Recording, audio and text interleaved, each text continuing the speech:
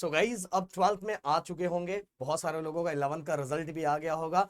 But guys एक चीज जरूर आपके मन में चल रहा होगा कि 11th जो था मेरा बर्बाद हो गया है, 11th खत्म हो चुका है, 11th पूरी तरह से जीरो है, तो क्या मैं वापस हीरो बन सकता हूँ?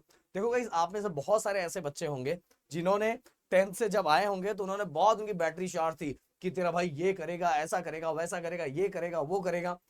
स्टार्टिंग के 10 दिन 15 दिन भाई ने किया, फिर भाई ने पढ़ाई वढ़ाई छोड़ दिया, उसको लगा कि यार 11th है, क्या करेगा, तो यार 12th में कर लेगा। बट हमेशा ये चीज देखा गया है कि 11th के बहुत सारे ऐसे टॉपिक्स होते हैं जो 12th के साथ कनेक्शन होता है। तो अगर क्या मैं 11th नहीं किया हूं तो 12th मेरा बर्बाद हो जाएगा? इन सभी चीजों का मैं आंसर दूंगा, और साथ में गाइस आप सभी को 12th में अभी किस तरह से क्या करना चाहिए वो भी चीजें मैं बताऊंगा। और अगर आप नए हो तो प्लीज चैनल को सब्सक्राइब करके अपना प्यार एंड सपोर्ट दिखाओ। आपके लिए 12th वाले बच्चों के लिए टोटल 3 चैनल है हमारे। एक चैनल हमारा ये, दूसरा तो आप सभी को पता है ग्री ट्यूटोरियल, तीसरा प्रदीप गिरी अपडेट। सभी का लिंक हमने डिस्क्रिप्शन में डाला है, फटाफट पर जाके चैनल को सब्सक्राइब करो और अपना प्यार एंड सपोर्ट दिखाओ। सो गाइस सबसे पहले हम बात कर लेते हैं कि मेन रीजन क्या है। सबसे पहली बात तो देखो, एक सच है, जैसे हम 8 से 9 स्टैंडर्ड में आते हैं तो 8 और 9 पे थोड़ा बहुत डिफरेंस होता है, थोड़ा नहीं मतलब देखा जाए तो 8 और 9 में अच्छा खासा डिफरेंस है। तो इसीलिए बहुत सारे बच्चों का जो 9th के अंदर है वो स्कोर अच्छा नहीं आ पाता। बट आप देखोगे कि वही बच्चे 12th में जाके बहुत अच्छा स्कोर करते हैं। बट अगर ये चीज हम ये करें, अरे सर मेरा 11th में नहीं आया, 12th में मैं कर लूंगा, तो कहीं ना कहीं यहां थोड़ा क्वेश्चन मार्क बनता है। क्योंकि अगर 11th में आपने फोकस नहीं किया और 12th में भी सेम टू सेम उतना ही मेहनत किया या थोड़ा सा उससे ज्यादा किया, तो रिजल्ट आने के इतने अच्छे चांसेस नहीं रहते गाइस।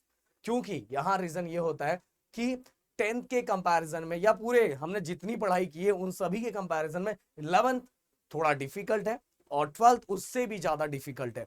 बट ये डिफिकल्ट वर्ल्ड उन्हीं बच्चों के लिए होता है जिनकी प्रॉपर तरीके से प्लानिंग नहीं होती। अब 11th गया तो गया, जाने के पीछे का मेन रीजन क्या है कि जैसे ही हम 11th में गए हमारा फोकस नहीं था। सोशल मीडिया पे हम बहुत ज्यादा एक्टिव हो चुके हैं। अगर ये मैं रीजन बोलूंगा कि सोशल मीडिया से बिल्कुल हट जाओ, तो आप कुछ दिनों तक हटोगे, बाद में फिर से उसी उसी के बारे में सोचते रहोगे और फिर से वापस आओगे। बिल्कुल टेंशन मत लो, ये सभी चीजों के बारे में अभी डिस्कस करने वाला, बताने वाला हूं। देन इसके बाद गाइस, ग्रुप भी हमारा एक रीजन होता है कि हम कौन से ग्रुप में हैं, साथ में हमारे ग्रुप में लोग कैसे हैं, वो कैसी बातें करते हैं, कैसा डिस्कशन होता है, कौन सा उनका विजन क्या है आगे का, उनका गोल क्या है आगे का, वो क्या करना चाहते हैं, वो भी बहुत बड़ा रीजन है गाइस। ये आपने हो सकता है फील किया होगा। 10th स्टैंडर्ड में आपका विजन ये था कि 10th स्टैंडर्ड में मुझे बहुत अच्छा स्कोर करना है, बहुत अच्छा परसेंट निकालना है, और 10th स्टैंडर्ड में आपने जितनी स्टडी की थी एक ईमानदारी के साथ कमेंट करके मुझे बताना कि उसका आधा भी आपने 11th स्टैंडर्ड में किया है क्या? बिल्कुल नहीं किया। जबकि 11th स्टैंडर्ड में आपको 10th स्टैंडर्ड के कंपैरिजन में ज्यादा स्टडी करना चाहिए, बट हमने बिल्कुल नहीं किया। तो इसके पीछे का एक रीजन ग्रुप भी है। एटीट्यूड के बारे में हमने पहले ही बता दिया कि जैसे ही 10th से हम 11th में आते हैं थोड़ा हमें ऐसा फील होता है ना कि हम कॉलेज में आ गए, और कॉलेज में आने के बाद ना हमें ऐसा लगता है कि हमें एक्स्ट्रा पर आ गया, और एक्स्ट्रा पर आने के कारण गाइस हम लोग बहुत कुछ गड़बड़ करते हैं। और कौन कौन सा गड़बड़ करते हैं उसमें से कुछ चीजें मैं नहीं बताऊंगा, पर इशारों इशारों में समझ जाओ कि किस गड़बड़ की बात कर रहे हैं। उस चक्कर में हमारी बहुत सारी स्टडी यहाँ वहां हो जाती है, और हमारा एटीट्यूड भी धीरे धीरे चेंज होना स्टार्ट होता है कि यार मैं तो कॉलेज स्टूडेंट हूँ। हमारा बिहेवियर भी बहुत ज्यादा चेंज होता है, जैसा हमारा 10th में था वैसे 11th में बिल्कुल नहीं रहता। और ये भी एक रीजन है कि हमारी स्टडी 11th स्टैंडर्ड में बिल्कुल एक अच्छे पोजीशन से जो 10th स्टैंडर्ड में था वहां धीरे धीरे डाउन होना स्टार्ट होती है। फिर इसके बाद डिफिकल्टी की मैंने बात की कि हाँ सही बात है कि 10th के बाद थोड़ा डिफिकल्टी लेवल बढ़ जाता है और हमारा स्टडी भी उस वाइज बढ़ना चाहिए, जबकि वो बढ़ता नहीं है। इसके बाद 10th और 11th में मैंने कंपैरिजन कर दिया। अब क्वेश्चन ये आता है कि क्या 12th में हम वापस अपना कमबैक कर सकते हैं? भाई बिल्कुल कर सकते हो, बिल्कुल 101% कर सकते हो। बस यहां से आपकी प्रॉपर तरीके से प्लानिंग होना चाहिए, और आपको खुद का मोटिवेशन होना चाहिए कि भाई 11th मेरे से, हाँ खुद की गलतियों को एक्सेप्ट करना सीखना चाहिए कि मैंने क्या क्या गलतियां की है, इस साल मैंने क्या किया, कितना टाइम मैंने इधर टाइम दिया, कितना टाइम मैंने स्टडी को टाइम दिया, कितना टाइम मैंने बिना मतलब के रीजंस को किसी कहीं भी खड़ा था, कुछ भी करता था, मैंने बुक को टच भी नहीं किया। ये सभी गलतियां जिन बच्चों को नहीं पता है वो कुछ नहीं कर पाएंगे। देखो लाइफ में अगर बदलना है, अपने आप को चेंज करना है, तो दोस्तों एक ही चीज बोलूंगा कि अपनी गलतियों को सीखो, कि अपनी गलतियों को पहले पहचानो और उन गलतियों से सीखो कि भाई अब नेक्स्ट टाइम ये करने वाला नहीं हूं। बट अगर आपके अंदर ये एटीट्यूड है, नहीं मैंने तो सब कुछ किया था, मेरा तो ये इनके कारण मेरा मार्क्स कम आया है, इनके कारण मेरा मार्क्स कम आया, नहीं, सबसे बड़ा रीजन हम खुद होते हैं। अगर हमने अपने ऊपर फोकस कर लिया तो भाई हम कहीं भी, हमें कोई डाउन करने वाला बिल्कुल नहीं रहेगा। अब अगर आप 12th स्टार्ट कर रहे हो तो देखो बहुत सारे आप में से ऐसे बच्चे होंगे कि जो वेकेशन में बहुत इंजॉय कर रहे हैं, मजा कर रहे हैं, इधर उधर घूम रहे होंगे। पर आप में से कुछ ऐसे बच्चे होंगे कि जो पूरी तरह से सीरियस हो चुके हैं और 12th स्टैंडर्ड में पढ़ना स्टार्ट कर चुके हैं। मैं बताना चाहूंगा कि मेरा ऑफलाइन बैच 20 से स्टार्ट हो चुका है और यही 3-4 दिनों के अंदर हम लोग अपना ऑनलाइन बैच भी लॉन्च कर रहे हैं, जो हमारे ऐप पे आएगा, जिससे हमें डायरेक्ट बाय डायरेक्ट पढ़ोगे। और बहुत सारे बच्चे ऐसे भी है जो हमारे यूट्यूब चैनल से पढ़ रहे हैं, जिसमें हमने लगभग सब वीडियो डाल दिया और इस बार एक्सरसाइज के वीडियो भी डालेंगे।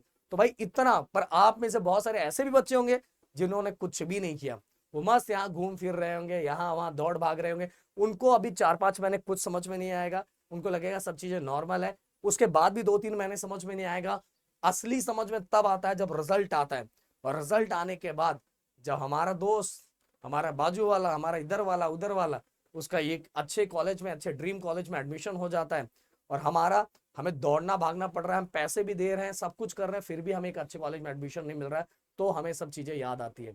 इसीलिए मैं दोस्तों यही चीज बोलूंगा कि आपके साथ ये ना हो, आपको आगे जाके ये फेस ना करना पड़े, ये फील ना करना पड़े। तो जो मेहनत आप आगे करोगे उसको गधा मजूरी बोलेंगे, बट अभी से अगर करते हो तो ये स्मार्ट वर्क होगा और एकदम अच्छे से प्रॉपर तरीके से कॉन्सेप्ट वाइज चीजें करते जाओगे। आपको जो भी एग्जाम्स देने हैं, जेई देना है, नीट देना है, सीईटी देना है, सभी एग्जाम्स की तैयारी आप अभी से, अगर आपने पिछले कई सालों से नहीं किया तो भाई अभी बहुत सारे बच्चों को देखता हूँ 9th 8th से जेई नीट की तैयारी करना स्टार्ट कर देते हैं, सीईटी की तैयारी करना स्टार्ट कर देते हैं। आपने देखा होगा गवर्नमेंट ने नई पॉलिसी लाई है, उस पॉलिसी में गवर्नमेंट ने खुद बोला है कि इतनी जल्दी तैयारी करने की जरूरत ही नहीं है, आप 11th में आने के बाद स्टार्ट कर सकते हो भाई। तो मैं बता रहा हूँ इसके बहुत सारे रीजन है, मैं आगे आके बताऊंगा। तो आप बहुत पहले भी स्टार्ट कर दोगे, अगर जिन्होंने बहुत पहले स्टार्ट किया तो इसका मतलब ये नहीं कि वो आके क्रैक कर देंगे। और इसका मतलब ये भी नहीं है कि जो बच्चा है 11 से कंटिन्यू किए जा रहा है और उसका फोकस है 12th में कंटिन्यू बना हुआ तो वो क्रैक कर देगा।